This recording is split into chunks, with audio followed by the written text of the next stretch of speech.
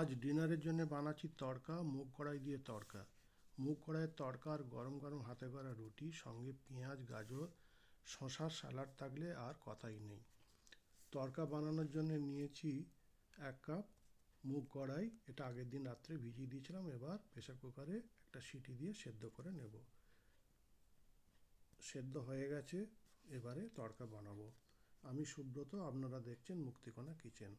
তড়কা বানানোর জন্য আমি নিয়েছি পেঁয়াজ কুচোনো, রসুন কুচোনো, আদা কুচোনো আর কয়েকটা টমেটো কুচোনো, কাঁচা লঙ্কা। কড়াতে তেল দিয়ে শুকনো লঙ্কার সাথে কয়েকটা মেথি দানা ছেড়ে দিয়েছি। ধনে, জিরে, তেজপাতা, মৌরি, ছোটো এলাচ, লবঙ্গ, দারচিনি এগুলো একটা টুকরো করে দিয়েছি, দিয়ে ফোড়ন দিয়ে দিয়েছি।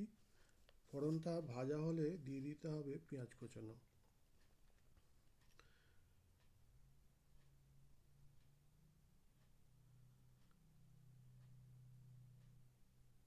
আঁচটা একটু বাড়িয়ে দিয়ে ফোড়নগুলোকে ভাজতে হবে।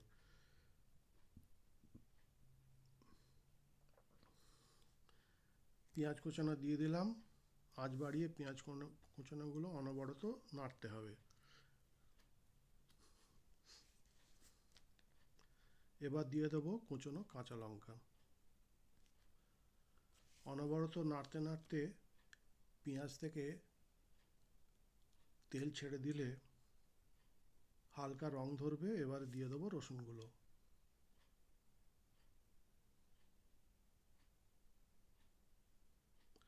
এবারে দিয়ে দেবো গ্রেট করে রাখা আদাগুলো। এবারে গ্যাসের ফ্লেমটা একটু কমিয়ে দিতে হবে। আদা দেওয়ার পর নিচে ধরে যেতে পারে।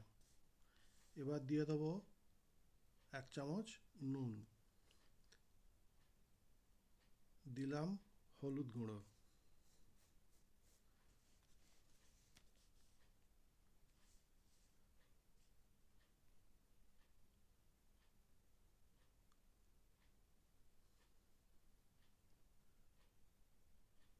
গ্যাসের ফ্লেমটা মিডিয়াম রেখে কষাতে হবে।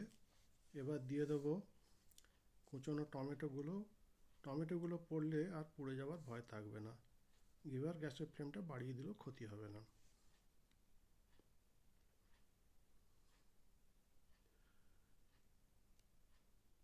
এই সময় দিয়ে দিতে হবে 1 চামচ চিনি। চিনিটা গ্রেভির মধ্যে মিশিয়ে দিয়ে আবার নাড়তে হবে। যেহেতু এর মধ্যে কোনো রকম জল ব্যবহার করছি না, তাই গ্রেভিটা তৈরির সময় খুবই সতর্ক থাকতে হবে। তড়কা বানানোর জন্য এই গ্রেভিটা বানাতে একটু ভুল হলে পুরো পরিশ্রমটাই বৃথা হয়ে যাবে।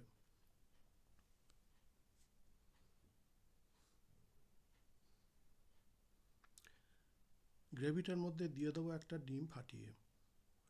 তড়কার মধ্যে এভাবে একটা ডিম ফাটিয়ে দিলে তড়কার স্বাদ হবে অনন্য। ডিমটা গ্রেভির মধ্যে দিয়ে অনবরত নাড়তে হবে, নাহলে ডিমটা এক জায়গায় সেদ্ধ হয়ে জমে যাবে।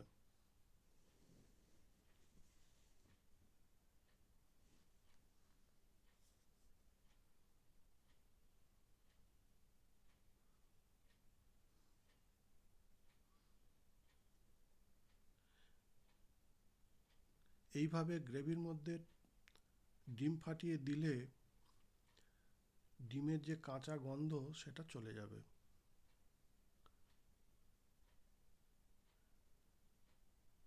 ডিমটা পুরো গ্রেভির মধ্যে মিশে গেছে। এবার দিয়ে দেবো ধনেপাতা কুচোনো আর সেদ্ধ করে রাখা মুগ।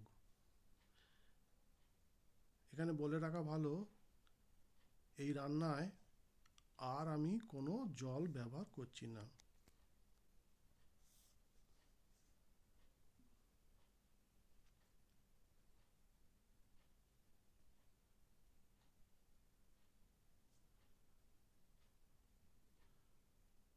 সাবধানে তড়কা রান্না করতে হবে, নিচে যেন ধরে না যায়।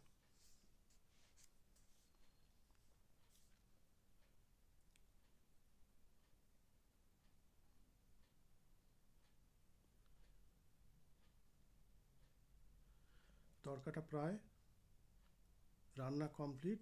এবার আমি নামানোর আগে এতে 1 চামচ আমার স্পেশাল গরম মশলা দিয়ে দেবো। এই গরম মশলাটা আমি বানিয়ে রাখি।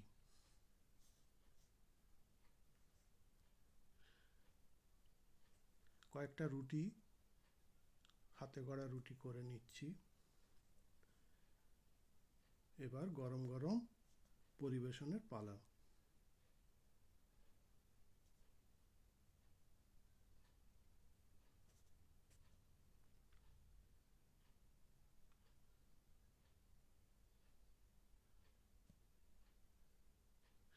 ভিডিওটা দেখে ভালো লাগলে লাইক, শেয়ার, কমেন্টস এবং একটা সাবস্ক্রাইব করতে ভুলবেন না। সবাই ভালো থাকবেন। নমস্কার।